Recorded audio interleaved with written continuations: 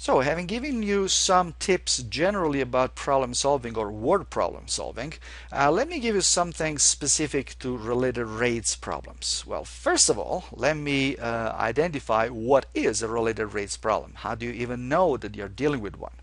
Well, a related rate problem is a word problem. So again, it's something which in which some information is given. You have to find something else, and there is a specific procedure for doing it. Okay. But what are the specific items that make a word a related rates problem? Well, first of all, in the problem there are going to be two quantities that are given and that are related somehow. Okay.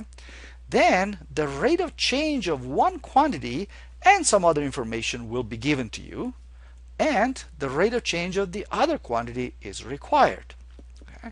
So that's why they're called related rates problems. So there are two quantities and we're trying to relate their rates. One rate will be given, you have to find the other one. So that's what makes for a related rates problem. Now, how do we approach a related rates problems? As I said, this is a word problem. You have to develop your own strategy, and we're going to look at different steps, possible steps of the strategy in class, and then you're going to put them together as you best see fit. But there are some things which you want to keep in mind as you do that, which are related to related rates problems. So here are some specific tips for that. So first of all, remember we are dealing with two quantities which are related and we're looking at their rates. Well, you want to start from the relation between the quantities, not their rates. Incidentally, most related rates problems, not all of them, but most of them, have time as the independent variable. So we're looking at two quantities which are changing in time, and we want to know how fast one of them is changing, knowing that how fast the other one changes. So think of that as you're watching a movie. And what you want to do is you want to freeze a frame and just try to establish the relationship among the quantities in the freeze frame status in the setting. So what you want to do is don't worry about how they're changing for at the beginning. What you want to do is you want to know how are they related in a static kind of situation. Then the other thing that you want to do is, once again, remember that you want to use letters to denote variables and choose the letters wisely. But use actual numbers for anything that is constant. Remember, we're going to be focusing on those quantities which change, and we want to know how fast they're changing.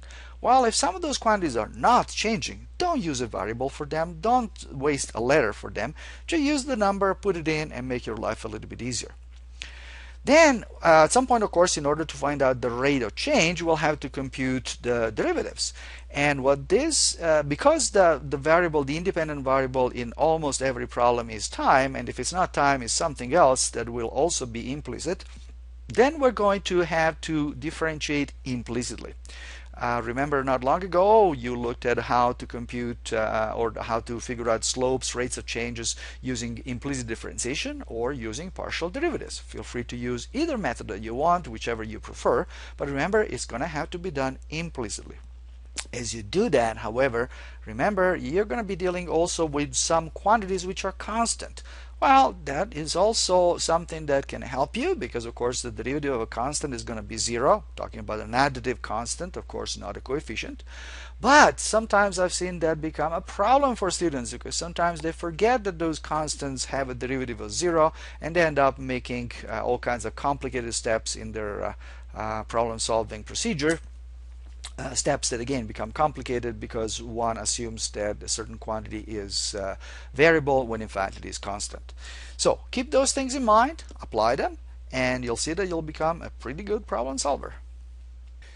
Before I leave you, one request. In Blackboard you will find a handout on related rates problems. It is basically just a list of 9 related rates problems which are fairly stereotypical, and we're going to use those in class to explore certain different aspects of related rates problems. So the strategies, not all of them, but many of the strategies that you can use, and sort of give you all the tools that you can use in order to generate and construct and develop your own problem solving strategy.